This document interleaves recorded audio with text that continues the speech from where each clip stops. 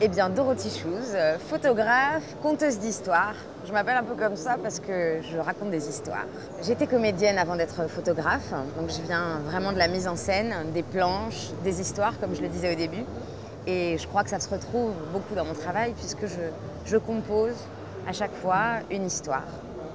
Donc j'ai pas quitté le théâtre vraiment, j'ai quitté les planches, l'interprétation, mais je garde mon rôle de metteur en scène.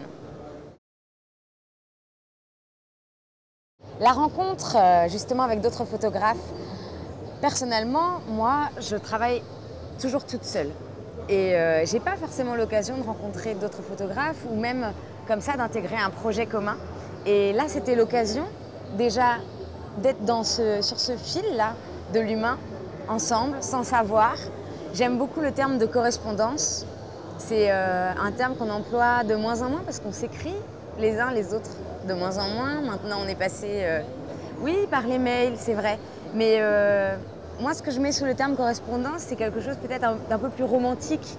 Et j'aimais bien ce principe-là de correspondance visuelle, de cette surprise aussi de recevoir la photographie de quelqu'un dont on ne connaît pas forcément le travail et essayer d'y trouver justement un chemin qui nous mène à notre propre travail et ensuite, hop, faire continuer la route. La route continue par quelqu'un d'autre et j'aime bien ça, ce fil-là. Je trouve ça très heureux parce que très très différent et en même temps ça garde une certaine cohérence. Il y a beaucoup de surprises, en tout cas quand j'ai découvert là, toutes les photos. Et je trouvais ça assez risqué comme pari parce qu'on a vraiment tout type de photos. Il y a des compositions, de la mise en scène, il y a des choses plus reportage et ça fonctionne plutôt bien. Plutôt très bien. Et donc c'est une grande chance qu'on a là de se retrouver réunis, justement alors qu'on aborde la photographie d'une manière très très différente les uns des autres. Et là voilà, on a cet objet, même si c'est un mot que j'aime pas trop, mais qui est voilà, avec nous, ensemble, et c'est cohérent.